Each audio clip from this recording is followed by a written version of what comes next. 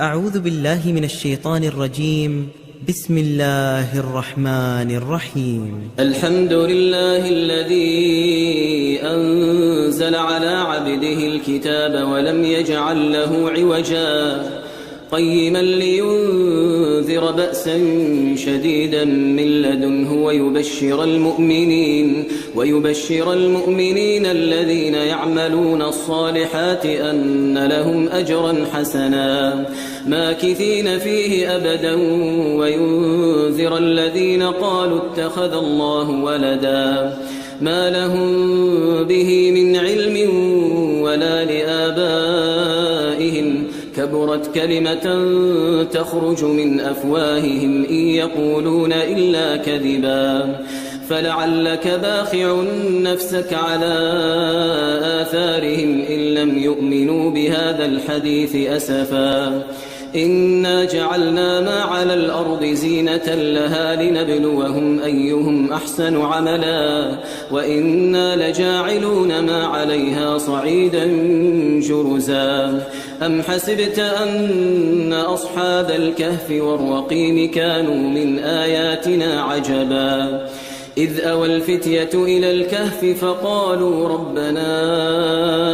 آتنا من لدنك رحمة وهيئ لنا من أمرنا رشدا فضربنا على آذانهم في الكهف سنين عددا ثم بعثناهم لنعلم أي الحزبين أحصى لما لبثوا أمدا نحن نقص عليك نبأهم بالحق إنهم فتية آمنوا بربهم وزدناهم هدى وربطنا على قلوبهم إذ قاموا فقالوا ربنا رب السماوات والأرض لن ندعو من دونه إلها لقد قلنا إذا شططا هؤلاء قومنا اتخذوا من دونه آلهة لولا يأتون عليهم بسلطان بين فمن أظلم ممن افترى على الله كذبا وإذ اعتزلتموهم وما يعبدون إلا الله فأووا إلى الكهف ينشر لكم ربكم من رحمته ويهيئ لكم من أمركم مرفقا وترى الشمس إذا طلعت تزاور عن كهفهم ذات اليمين وإذا غربت تقرضهم ذات الشمال وهم في فجوة منه ذلك من آيات الله من يهد الله فهو المهتد ومن يضلل فلن تجد له وليا مرشدا وتحسبهم أيقاظا وهم رقود ونقلبهم ذات اليمين وذات الشمال وكلبهم باسط ذراعيه بالوصيد لو اطلعت عليهم لوليت منهم فرارا ولملئت منهم رعبا وكذلك بعثناهم ليتساءلوا بينهم قال قائل منهم كم لبثتم قالوا لبثنا يوما أو بعض يوم قالوا ربكم أعلم بما لبثتم فابعثوا أحدكم بورقكم هذه إلى المدينة فلينظر أيها أزكى طعاما فليأتكم برزق منه وليتلطف ولا يشعرن بكم أحدا إنهم إن يظهروا عليكم يرجموكم أو يعيدوكم في ملتهم ولن تفلحوا إذن أبدا وكذلك أعثرنا عليهم ليعلموا أن وعد الله حق وأن الساعة لا ريب فيها إذ يتنازعون بينهم أمرهم فقالوا ابنوا عليهم بنيانا ربهم أعلم بهم قال الذين غلبوا على أمرهم لنتخذن عليهم مسجدا سيقولون 3 رابعهم كلبهم ويقولون 5 سادسهم كلبهم رجما بالغيب ويقولون 7 وثامنهم كلبهم قل ربي أعلم بعدتهم ما يعلمهم إلا قليل فلا تمار فيهم إلا مراء ظاهرا ولا تستفت فيهم منهم أحدا ولا تقولن لشيء إني فاعل ذلك غدا إلا أن يشاء الله واذكر ربك إذا نسيت وقل عسى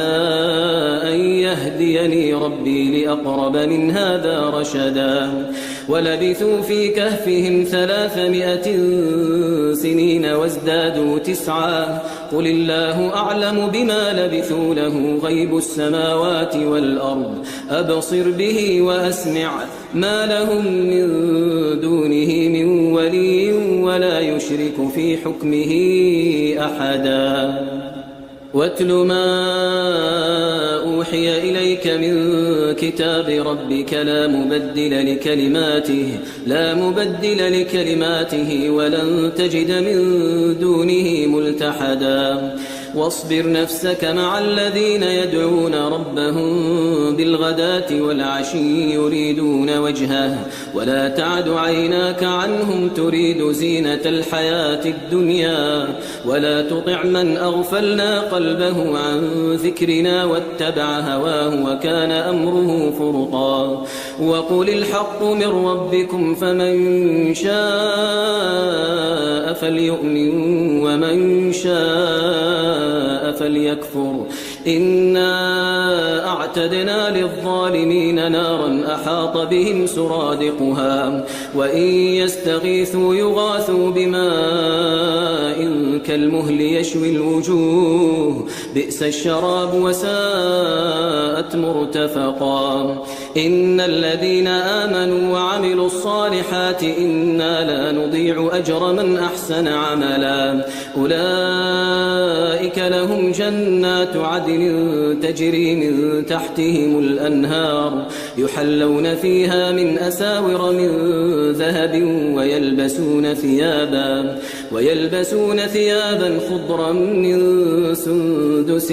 واستبرق متكئين فيها على الأرائك نعم الثواب وحسنت مرتفقا واضرب لهم مثل الرجلين جعلنا لأحدهما جنتين من أعناب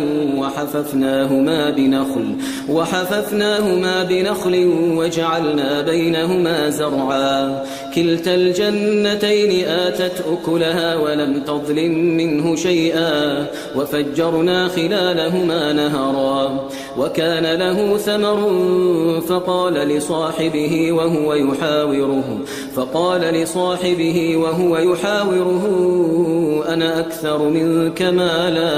أنا أكثر منك مالا وأعز نفرا ودخل جنته وهو ظالم لنفسه قال ما أظن أن تبيد هذه أبدا وما أظن الساعة قائمة ولئن رددت إلى ربي لأجدن خيرا منها منقلبا قال له صاحبه وهو يحاوره أكفرت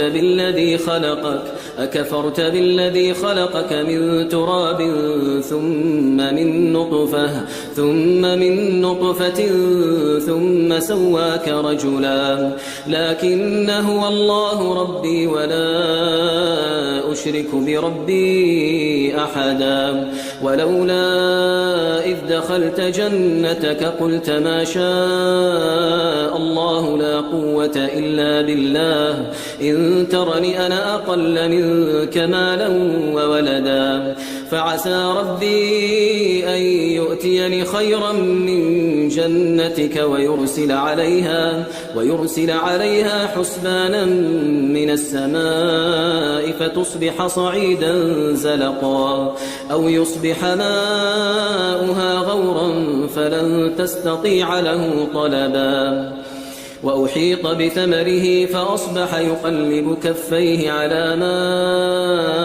أنفق فيها وهي خاوية على عروشها ويقول يا ليتني لم أشرك بربي أحدا ولم تكن له فئة ينصرونه من دون الله وما كان منتصرا هنالك الولاية لله الحق هو خير ثوابا وخير عقبا واضرب لهم مثل الحياة الدنيا كماء إن أنزلناه من السماء فاختلط به نبات الأرض فأصبح هشيما تذروه الرياح وكان الله على كل شيء مقتدرا المال والبنون زينة الحياة الدنيا والباقيات الصالحات خير عند ربك ثوابا وخير أملا ويوم نسير الجبال وترى الأرض بارزة وحشرناهم فلم نغادر منهم أحدا وعرضوا على ربك صفا لقد جئتمونا كما خلقناكم أول مرة بل زعمتم أن لن نجعل لكم موعدا ووضع الكتاب فترى المجرمين مشفقين مما فيه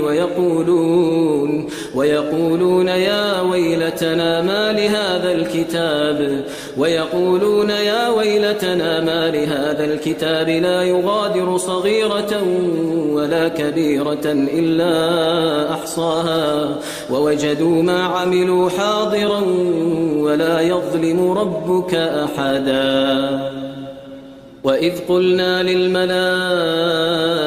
اسجدوا لآدم فسجدوا إلا إبليس كان من الجن ففسق عن أمر ربه أفتتخذونه وذريته أولياء من دوني وهم لكم عدو بئس للظالمين بدلا ما أشهدتهم خلق السماوات والأرض ولا خلق أنفسهم وما كنت متخذ المضلين عضدا ويوم يقول نادوا شركائي الذين زعمتم فدعوهم فلم يستجيبوا لهم وجعلنا بينهم موبقا ورأى المجرمون النار فظنوا أنهم مواقعوها ولم يجدوا عنها مصرفا ولقد صرفنا في هذا القرآن للناس من كل مثل وكان الإنسان أكثر شيء جدلا وما منع الناس أن يؤمنوا إذ جاءهم الهدى ويستغفروا ربهم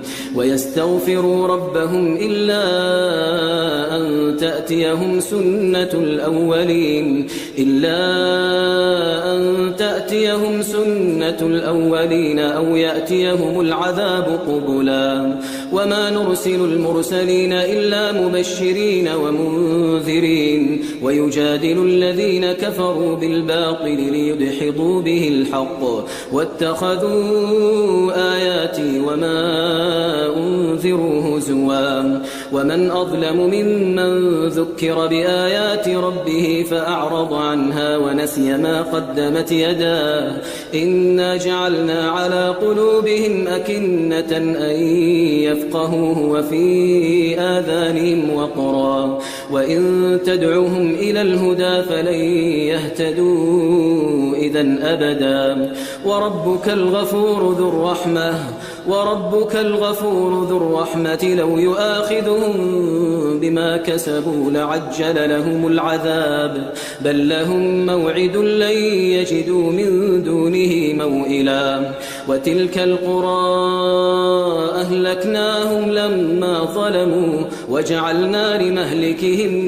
موعدا وإذ قال موسى لفتاه لا أبرح أبرح حتى أبلغ مجمع البحرين أو أمضي حقبا فلما بلغا مجمع بينهما نسيا حوتهما فاتخذ سبيله في البحر سربا فلما جاوزا قال لفتاه آتنا غداءنا لقد لقينا من سفرنا هذا نصبا قال أرأيت إذ أوينا إلى الصخرة فإني نسيت الحوت وما أنسانيه إلا الشيطان أن أذكره واتخذ سبيله في البحر عجبا قال ذلك ما كنا نبغي فارتدا على آثارهما قصصا فوجدا عبدا من عبادنا آتيناه رحمة من عندنا وعلمناه من لدنا علما قال له موسى هل أتبعك على أن تعلمني مما علمت رشدا قال إنك لن تستطيع معي صبرا وكيف تصبر على ما لم تحط به خبرا قال ستجدني إن شاء الله صابرا ولا أعصي لك أمرا قال فإن اتبعتني فلا تسألني عن شيء حتى أحدث لك منه ذكرا فانطلقا حتى إذا ركبا في السفينة خرقها قال أخرقتها لتغرق أهلها لقد جئت شيئا إمرا قال ألم أقل إنك لن تستطيع معي صبرا قال لا تؤاخذني بما نسيت ولا ترهقني من أمري عسرا فانطلقا حتى إذا لقيا غلاما فقتله قال أقتلت نفسا زكية بغير نفس لقد جئت شيئا نكرا قال ألم أقل لك إنك لن تستطيع معي صبرا قال إن سألتك عن شيء بعدها فلا تصاحبني قد بلغت من لدني عذرا فانطلقا حتى إذا أتيا أهل قرية استطعما أهلها فأبوا أن يضيفوهما فوجدا فيها جدارا يريد أن ينقض فأقامه قال لو شئت لاتخذت عليه أجرا قال هذا فراق بيني وبينك سأنبئك بتأويل ما لم تستطع عليه صبرا أما السفينة فكانت لمساكين يعملون في البحر فأردت أن أعيبها وكان وراءهم ملك يأخذ كل سفينة غصبا وأما الغلام فكان أبواه مؤمنين فخشينا أن يرهقهما طغيانا وكفرا فأردنا أن يبدلهما ربهما خيرا منه زكاة وأقرب رحما وأما الجدار فكان لغلامين يتيمين في المدينة وكان تحته كنز لهما وكان أبوهما صالحا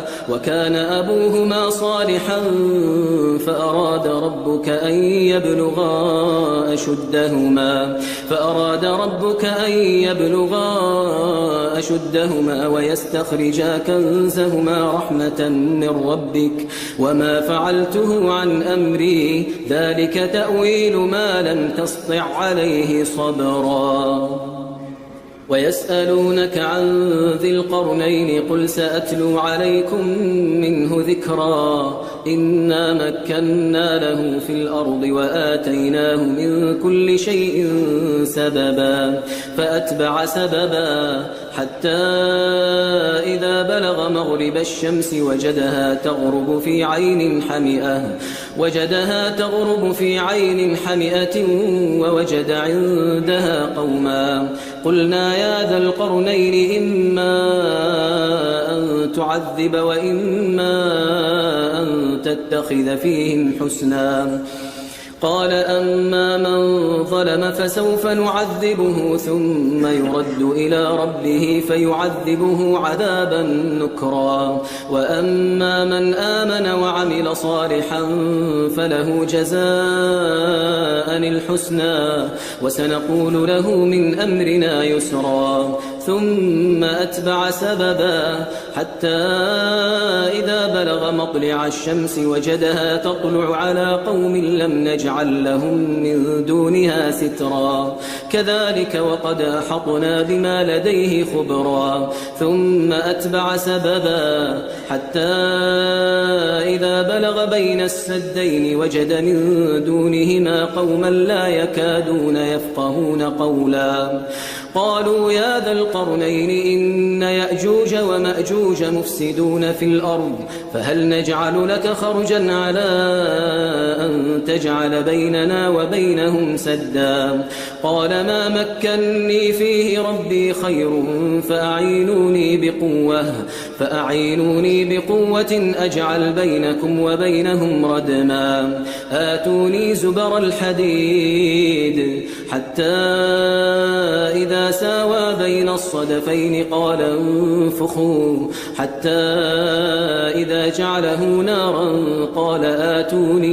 قال آتوني أفرغ عليه قطرا فما استطاعوا أن يظهروه وما استطاعوا له نقبا قال هذا رحمة من ربي فإذا جاء وعد ربي جعله دكاء وكان وعد ربي حقا وتركنا بعضهم يومئذ يموج في بعض ونفخ في الصور فجمعناهم جمعا وعرضنا جهنم يومئذ للكافرين عرضا الذين كانت أعينهم في غطاء عن ذكري وكانوا لا يستطيعون سمعا أفحسب الذين كفروا أن يتخذوا عبادي من دوني أولياء إنا أعتدنا جهنم للكافرين نزلا قل هل ننبئكم بالأخسرين أعمالا الذين ضل سعيهم في الحياة الدنيا وهم يحسبون أنهم يحسنون صنعا أولئك الذين كفروا بآيات ربهم ولقائه فحبطت أعمالهم فلا نقيم لهم يوم القيامة وزنا ذلك جزاؤهم جهنم بما كفروا واتخذوا آياتي ورسلي هزوا إن الذين آمنوا وعملوا الصالحات كانت لهم جنات الفردوس نزلا خالدين فيها لا يبغون عنها حولا قل لو كان البحر مدادا لكلمات ربي لنفد البحر قبل أن تنفد كلمات ربي ولو جئنا بمثله مددا قل إنما أنا بشر مثلكم يوحى إلي أنما إلهكم إله واحد فمن كان يرجو لقاء ربه فليعمل عملا صالحا ولا يشرك بعبادة ربه أحدا